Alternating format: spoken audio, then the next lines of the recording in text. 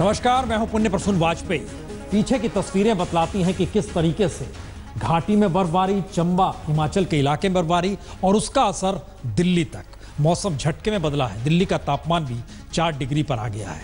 लेकिन दस्तक में इसका जिक्र नहीं होगा।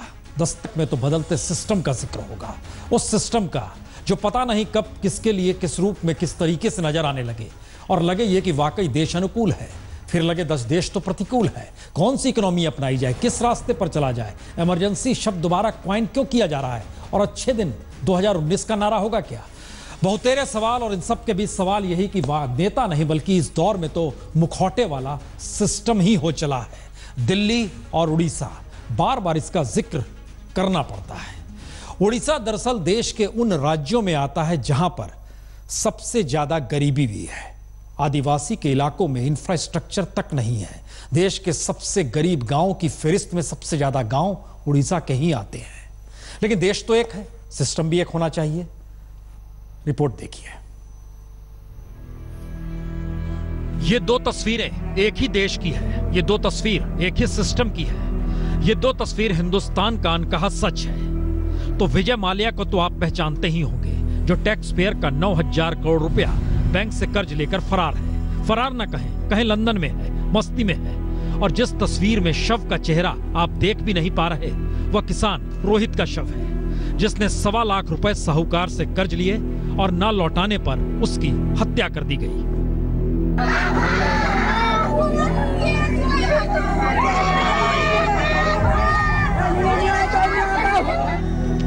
जी, किसान रोहित की पत्नी तपस्विनी दास का रो रो कर बुरा हाल है, क्योंकि उसके पति की हत्या करने से पहले उसके पति को कहा गया कि दौड़ो, हमसे तेज भाग सकते हो तो भागो। किसान रोहित भागने लगा। भागते भागते जब जमीन पर गिर गया तो उसके टुकड़े टुकड़े कर दिए गए और पत्नी पति के टुकड़ों को बिनकर आंचल में समेट कर घर ले आई। ब्लड पूरा गली नहीं आसन बोली देखला बिलरे पकई देछन से बानकु मारी ताको आखी टाड़ी देछन, कपाल फाटी देछन, कानो काटी देछन, हाथ काटी देछन, गोड़ काटी देछन। तो इलाके के साहूकार वीरूपक्ष पांडा के एक इशारे पर गुंडों ने किसान रोहित की हत्या कर दी और पुलिस ने ना किसी को गिरफ्तार किया, ना ही एफआईआर में किसी को आरोपी बनाया। पत्नी क्या करे, आगे कैसे जिए? 3 बच्चे हैं, साथ में बूढ़ी सास भी रहती है, जमीन है नहीं, नौकरी है नहीं, तो जिंदगी चलेगी कैसे? तपस्विनी नहीं जानती। सरकार किसी साहाय्य करबे बेले गानो जे हमें चली पार मु मुछ आमन के स्कूल के पीछे चले गानो मुझ तो पैसा पत्र किसी नहीं आओ। तो देश का सिस्टम क्या वाकई एक है? देश का सच क्या वाकई एक है? क्योंकि माल्या भी भागा और सरकार की नाक के नीचे से लंदन पहुंच गया। लेकिन उड़ीसा के संबलपुर का रोहित तो खुद भागा भी नहीं, वह तो साहूकार से मिलने गया, कुछ दिन की मोहलत मांगने गया। लेकिन साहूकार ने तो किसान को दौड़ा दौड़ा कर मार डाला और फिर टुकड़ों में बांटकर 1.25 लाख ना लौटाने का खौफ पूरे इलाके में भर दिया। और पुलिस ने भी वैसी ही एफआईआर लिखाई जैसी शायद माल्या के खिलाफ लिखी गई हो। हत्या करछन्ती बोली अभियोग होइतला, हमें सेतरे गोटे मामला रुजु करछु, मर्डर केस रुजु करछु आ तार हमें तदंत करछु। तो अदालत मामले को सुनेगी, वह पुलिस को आदेश देगी, तब सिस्टम काम करेगा। या विजय माल्या की तरह यहां भी सिस्टम काम नहीं करेगा?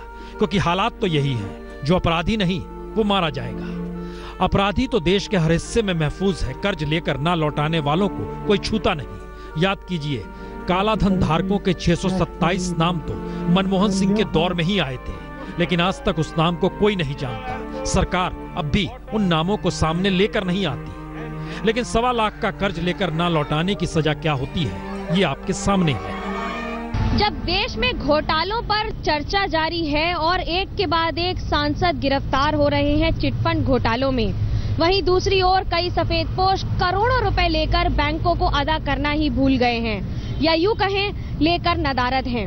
और उन सब के बीच एक अदना सा किसान जब 1.25 लाख रुपए नहीं लौटा पाता है तो उसकी हत्या कर दी जाती है। सवाल ये उठता है कि आखिरकार सिस्टम है तो किसके लिए? आखिरकार सिस्टम किसके लिए काम करता है? कब तक नहीं देखेगा, कब तक नहीं सुनेगा? खास तौर से उस गरीब की गुहार जो कुछ लाखों के लिए अपना जीवन गंवा देता है। संबलपुर में कुशल सिंह ठाकुर के साथ मनोज्ञा लोईवाल, कोलकाता, आज तक।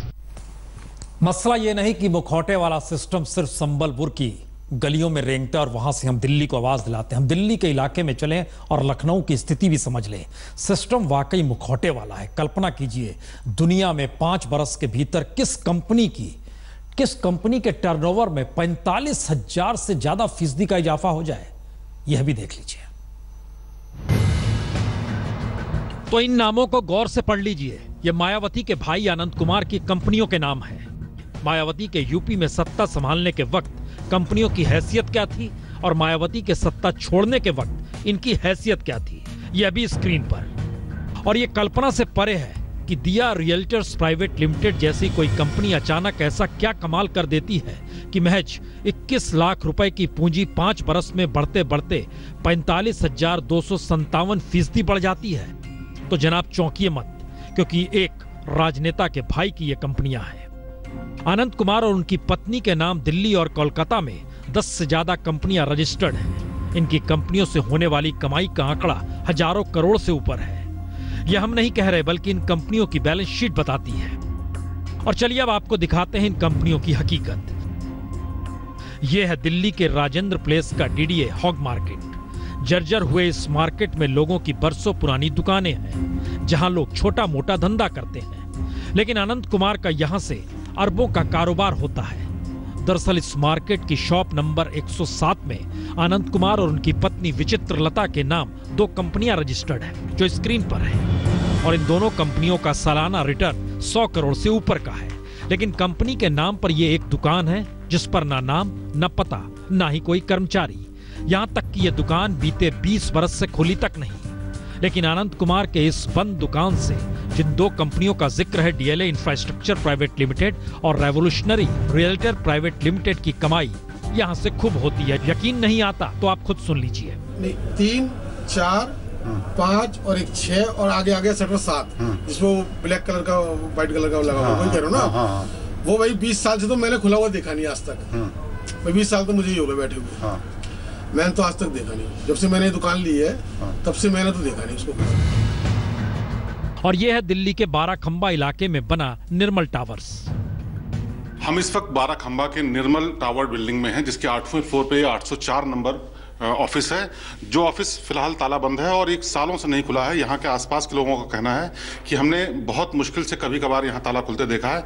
लेकिन दरअसल ये जो ऑफिस है, ये मायावती के भाई आनंद कुमार और उनकी पत्नी विचित्रलता के नाम से रजिस्टर्ड है। और इस पे 4 कंपनियां रजिस्टर्ड हैं, जिसमें वीए एंटरप्राइजेज, ईशा प्रॉपर्टीज, तमन्ना डेवलपर्स और इसके अलावा हॉलीडे क्लब नाम की एक कंपनी जिसमें करोड़ों का कारोबार होता है। लेकिन कभी ना तो ये ऑफिस खुलता है, ना कोई एम्प्लॉय आता है और ना ही यहाँ पर कोई कारोबार होता है।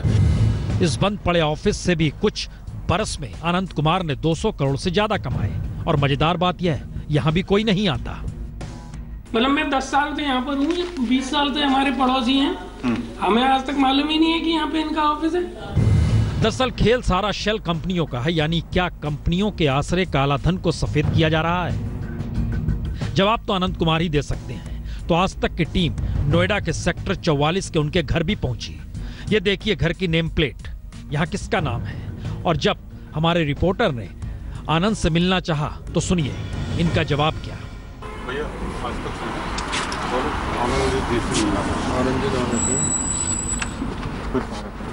तक नहीं। हालांकि हमारी जानकारी यही कि आनंद कुमार यहीं रहते हैं। लेकिन अब महज 5 बरस में 1300 करोड़ से ज्यादा की संपत्ति बनाने वाले अनंत कुमार को अंदाजा था कि हम उनसे क्या पूछना चाहते हैं, तो फिर वो सामने क्यों आते हैं। शिवेंद्र श्रीवास्तव, दिल्ली, आज तक। जाहिर है बहुतेरे सवाल आपके जहन में होंगे। वाकई मुखौटे वाला सिस्टम है क्या? मुश्किल इतनी बढ़ रही। इस देश ने इमरजेंसी देखी है, लेकिन किसे पता था इमरजेंसी के बाद इमरजेंसी शब्द भी इस तरीके से क्वाइन किया जाएगा कि इमरजेंसी के जरिए सत्ता पलट दी जाए, इमरजेंसी शब्द के जरिए खुद की मौजूदगी दर्ज करा ली जाए। और इमरजेंसी शब्द दरअसल नोटबंदी के साथ जुड़ते जुड़ते हिंदुस्तान की रगों में दौड़ने लगे। क्यों कह रहे हैं हम? इस रिपोर्ट को देखिए।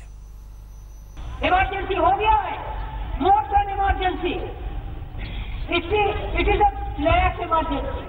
आर्थिक इमरजेंसी लग गई हो, अफरा तफरी का माहौल है। सरकार को ये बताना चाहिए कोई फाइनेंशियल इमरजेंसी लग गई है क्या? जैसे इमरजेंसी लगा था उस समय भी कुछ लोग बोलते थे कि अनुशासन पर्व है। आपातकाल जैसी परिस्थिति आर्थिक आपातकाल। Today we believe, as we shared with the president, this is now a super emergency. कोई कह रहा है आर्थिक इमरजेंसी तो कोई फाइनेंशियल इमरजेंसी तो कोई सुपर इमरजेंसी कहने से नहीं चूक रहा। तो क्या 1975 के आपातकाल के दौर को मौजूदा वक्त के खांचे में देखा जा रहा है, या फिर नोटबंदी प्रधानमंत्री मोदी का एक ऐसा राजनीतिक मास्टर स्ट्रोक है जिसके दायरे में हर राजनीति सिमट गई है और हर तरह की राजनीति के केंद्र में प्रधानमंत्री मोदी ही आ खड़े हुए हैं और ये उनकी जीत है? या फिर इमरजेंसी शब्द को विपक्ष अब इस तरह क्वाइन कर रहा है जिसमें इंदिरा गांधी की इमरजेंसी के समानांतर मोदी की इमरजेंसी घुमड़ने लगे। याद कीजिए, इमरजेंसी के खिलाफ जेपी के संघर्ष को खारिज करते हुए इंदिरा गांधी विनोबा भावे की शरण में गई थी और जेपी ने जब संपूर्ण क्रांति का आंदोलन छेड़ा तो विनोबा भावे से कागज पर इमरजेंसी को इंदिरा गांधी ने अनुशासन पर्व लिखवा लिया। लेकिन मौजूदा वक्त में ना तो जेपी सरीखा कोई संघर्ष है, ना ही नैतिक बल लिए विनोबा भावे। और 1975 में तो संघ परिवार भी जेपी के पीछे खड़ा हुआ था और जिस बीजेपी के पास मौजूदा वक्त में सत्ता है उनके तमाम नेता इंदिरा की इमरजेंसी में संघर्ष करते हुए ही पहचान बना पाए। तो क्या मौजूदा वक्त में जब कांग्रेस से लेकर ममता और मायावती से लेकर अखिलेश या केजरीवाल भी नोटबंदी के दायरे में इमरजेंसी शब्द का जिक्र कर रहे हैं तो सवाल 3 है। पहला, क्या इमरजेंसी शब्द मोदी की सत्ता के साथ टैग करने भर का सवाल है? दूसरा, क्या इमरजेंसी शब्द के जरिए भ्रष्टाचार और काले धन को दबाना है? और तीसरा, क्या इमरजेंसी शब्द के जरिए ही राजनीतिक सत्ता पलटी जा सकती है? जाहिर है तीनों हालात राजनीतिक कटघरा ही बनाते हैं, लेकिन जब इकोनॉमिक इमरजेंसी का जिक्र देश में चल पड़ा है तो याद कीजिए 74-75 में इंदिरा गांधी के करप्शन के खिलाफ ही जेपी ने संघर्ष छेड़ा था और मौजूदा वक्त में सत्ता के करप्शन का सवाल सुप्रीम कोर्ट के दायरे में खारिज हो रहा है। 2G, कोयले वाला और ये ललिता कुमारी वाला जजमेंट्स देने के बाद आज सुप्रीम कोर्ट का जजमेंट ये दिखाता है कि कई बार जब बहुत इन्फ्लुएंशियल लोग सुप्रीम कोर्ट के सामने आते हैं तो सुप्रीम कोर्ट का नज़रिया बदल जाता है उन्हीं मुद्दों के बारे में। तो मेरे हिसाब से बहुत ही दुर्भाग्यपूर्ण फैसला है। तो क्या करप्शन की परिभाषा भी मौजूदा दौर में बदल रही है, या करप्शन के खिलाफ कोई भी कार्रवाई राजनीतिक तौर पर इमरजेंसी शब्द से जोड़ना आसान हो चली है? मसलन ममता की सत्ता पर करप्शन के लगे दाग पर सीबीआई की कार्रवाई के खिलाफ टीएमसी राष्ट्रपति से मिलकर लौटती है तो सुपर इमरजेंसी शब्द उछाल देती है। Today we believe, as we shared with the president, this is now a super emergency. Yes, we believe it's a super emergency because you know what is happening through the politics of vendetta. तो क्या नोटबंदी से मुश्किल में आती मोदी सरकार के सामने अब चुनी हुई सत्ता के करप्शन के खिलाफ कार्रवाई कर अपनी छवि साफ रखना जरूरी हो चला है? यानी इमरजेंसी शब्द के हालात राजनीतिक टकराव के उस मुहाने पर देश को ले जा रहे हैं जहां अच्छे दिन का मतलब होता क्या है इसे हर कोई भूल चुका है, या नई परिभाषा अपने तरीके से गढ़ने को तैयार हो रहा है? जाहिर है अच्छे दिन शब्द कहते ही बहुत सारी स्थितियां आपकी आंखों के सामने देख सकती है, लेकिन लगता ऐसा है कि दरअसल अच्छे दिन शब्द से सत्ता पलटी जा सकती है, सत्ता में आया जा सकता है और फिर सत्ता पाने के लिए अच्छे दिन का जिक्र हो सकता है। जरा देखिए, यह स्थिति भी इस देश में अब आ चुकी है। अच्छे दिन, let me tell the people of India, अच्छे दिन are only going to come when the Congress party comes back to power in 2019. तो 2014 में अच्छे दिन का सपना प्रधानमंत्री मोदी ने दिखाया। तब वो प्रधानमंत्री नहीं थे क्योंकि मनमोहन की सत्ता भ्रष्ट हो चली थी और 2017 की शुरुआत ही राहुल गांधी ने अच्छे दिन का सपना 2019 तक के लिए मुलतवी कर दिया। कहा तभी अच्छे दिन आएंगे जब कांग्रेस सत्ता में आएगी। तो क्या इमरजेंसी शब्द के बाद अच्छे दिन का नारा भी एक ऐसा शब्द बन चुका है जो राजनीतिक सत्ता को चुनौती दे सकता है, या फिर 2014 में जिन शब्दों ने सत्ता पलट दी अब वही शब्द सत्ता के लिए गले की हड्डी बन रहे हैं, या फिर अच्छे दिन की परिभाषा अपनी सुविधा अनुसार सत्ता और विपक्ष दोनों ही गढ़ रहे हैं? व्यवसाय के कई क्षेत्रों में हमने देखा है, एयर ट्रैवल है, टूरिज्म है, पेट्रोलियम प्रोडक्ट्स हैं, कृषि क्षेत्र की सबसे बड़ी चिंता थी, वहां भी वृद्धि हो रही है। We are in a situation where the economic losses are enormous. It's now absolutely clear that the GDP will be hit. It is only one person who says nothing will happen to the GDP. दोनों ही वित्त मंत्री, एक पहले के एक अभी के, और नोटबंदी के असर एक ही देश पर पड़ रहा है, लेकिन नजरिया अलग अलग है। तो ऐसे में सवाल इकोनॉमी का नहीं, सियासत का ही ज्यादा हो चला है। और सियासत की इस चौसर में कौन सा पासा किस राजनीतिक दल को लाभ दे दे, या कौन सा पासा पारंपरिक राजनीति को ही उलट दे, या फिर कौन सा पासा राष्ट्र निर्माण के सपने तले वर्ग संघर्ष के हालात देश में पैदा कर दे, हर की नजर इसी पर अटकी है। यानी गरीबों के लिए इकोनॉमी में कौन सी भागीदारी रोजगार पैदा करती है, इसका कोई विजन आज तक कोई सत्ता दे नहीं पाई। किसान को लागत से ज्यादा देने का वादा सरकार क्यों नहीं कर पाती, यह भी अबूझ पहेली है। और देश में असमानता की खाई कैसे कम होते हुए खत्म ही हो जाए, इसकी कोई दृष्टि किसी इकोनॉमिक प्रयोग में या बजट में कभी उभर ही नहीं पाई। और शायद यही वजह है कि इकोनॉमी का रास्ता कौन सा देश पकड़े, कैसे पकड़े, किस रूप में पकड़े, कौन सा विजन देश के सामने है, शायद यह भी एक अंधेरी गली समान हो चला है। जरा रिपोर्ट देखिए। मैं साथियों ये अनुभव करता हूं, मैं दुनिया में जहां जहां गया, मैं अगर 5 बार मेक इन इंडिया बोलता था वहां, तो होस्ट कंट्री के leader 50 bar make in India बोलते थे। ये दुनिया की नजरों में भारत को एक इन्वेस्टमेंट का डेस्टिनेशन बना चुका है। तो प्रधानमंत्री नरेंद्र मोदी जिस वक्त कॉरपोरेट के बीच बैठकर गुजरात वाइब्रेंट समिट में नीतियों और अर्थव्यवस्था में आमूल चूल बदलाव की वकालत कर रहे थे, उस वक्त देश का हाल बताता है कि देश मंदी के दौर में जा रहा है। और संयोग से उसी वक्त सिंगूर के किसान खासे खुश थे कि अब उन्हें अपनी जमीन मिल जाएगी। জমি যখন তখন অধিগ্রহণ করা যাবে না, এবং হচ্ছে যে কৃষি জমি মূলত অধিগ্রহণ করা যাবে না।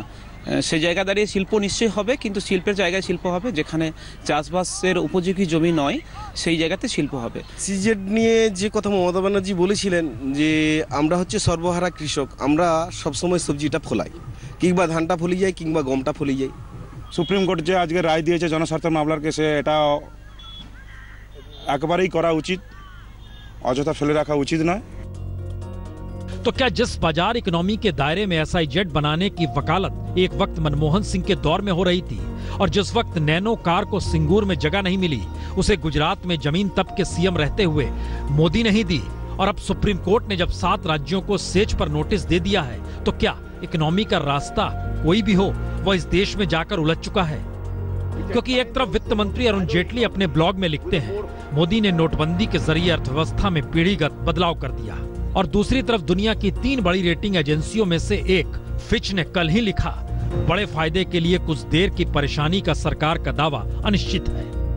और इन सब के बीच न्यूयॉर्क टाइम्स जैसे अखबार ने अपने संपादकीय टिप्पणी में तो यहां तक लिख दिया कि क्रूरतापूर्व बनाए और लागू किए गए नोटबंदी के फैसले ने आम लोगों की जिंदगी को काफी कठिन बना दिया है। इसके बहुत कम सबूत हैं कि नोटबंदी से भ्रष्टाचार रोकने में मदद मिली है, और ना इस बात की गारंटी है कि इस तरह के क्रियाकलापों पर भविष्य में रोक लग पाएगी, जब सिस्टम में कैश वापस आ जाएगा और नोटबंदी के फैसले से देश की अर्थव्यवस्था पर प्रभाव पड़ा है। तो ऐसे सवाल, जिन सवालों का जवाब क्या वाकई किस अर्थव्यवस्था को अपनाने से मिले, स्थिति उलझ जाती है। कहा तो यही जाता है कि बादशाह से नहीं, यानी बादशाह से नहीं, आवाम से देश बनता है। तो आइए जरा आवाम की नजर से भी देश को समझ लें, क्योंकि आज पुण्यतिथि लाल बहादुर शास्त्री की है। किसने याद किया? राष्ट्रीय अखबार में ऑब्यूचरी के पन्ने पर आम लोगों की ऑब्यूचरी के बीच देश के दूसरे प्रधानमंत्री लाल बहादुर शास्त्री की इस ऑब्यूचरी को भी देख लीजिए। आश्चर्य लग सकता है तो ध्यान से देखिए। श्रद्धांजलि के पन्ने पर आम लोगों को दी गई श्रद्धांजलि में सबसे छोटी श्रद्धांजलि लाल बहादुर शास्त्री की ये ऑब्यूचरी। और इसे ना तो शास्त्री परिवार ने छपवाया, ना किसी राजनीतिक दल या किसी नेता या सरकार ने, बल्कि एक आम नागरिक PN मल्होत्रा ने, जो दिल्ली में असिस्टेंट पुलिस कमिश्नर पद से रिटायर हुए हैं। जब शास्त्री जी की मौत हुई तब PN मल्होत्रा की उम्र 18 बरस की थी। तो तब का सब कुछ याद है। तो सर मेरी श्रद्धा है, आप किस भगवान को मानते हो? शंकर भगवान को मानते हैं, तो शंकर भगवान की आपने शक्ल देखी है, ना उनको जानते। श्रद्धा ही है ना जो उनको पूजते हो। मैं भी इनको पूजता हूँ, मेरी श्रद्धा है बहुत। मुझे आज भी 400-500 SMS आए हैं, टेलीफोन आए हैं। तो जिस दौर में सत्ताधारी शास्त्री जी को सिर्फ सत्ता पाने के लिए जरिया मान रहे हों, तब मल्होत्रा जी बीते 10 बरस से हर पुण्यतिथि पर अपने पेंशन से पैसे बचाकर श्रद्धांजलि देते हैं, क्योंकि इस छोटी सी अबोशरी के जरिए उन्हें लगता है जो भी पढ़ेगा दिखेगा उसे याद आ जाएगा लाल बहादुर शास्त्री का निधन आज ही के दिन हुआ था। कई बहुत सरकार छापती हैं जिनके रिश्तेदार, जिनका लड़का या भाई या माँ या फादर, जैसे अगर वो हो ना पावर में तो सबकी छपती है। और अब से अब नहीं आती किसी प्राइम मिनिस्टर की, देखिए तो सही, जब से मोदी जी आए हैं पिछले साल से किसी की नहीं आती, चाहे उसके किसी का वो बर्थडे हो या उनकी जो डेथ एनिवर्सरी, अब नहीं आती। तो पेंशन से 28,000 रुपए देकर अखबारों में शास्त्री जी को याद मल्होत्रा जी ने तो कर लिया। और आज जब राहुल का मंच सजा तो उसमें शास्त्री जी की भी तस्वीर लगी थी। और याद कीजिए, शास्त्री जी का नारा जय जवान जय किसान का नारा प्रधानमंत्री मोदी भी लगाते रहे, लेकिन ऑब्वियसली 28,000 रुपए देकर छपाई एक आम आदमी ने। मुश्किल ये नहीं है, मुश्किल तो यह है कि दरअसल अगर वाकई सिस्टम मुखौटे वाला है तो आखिर में गीत कौन सा बजेगा।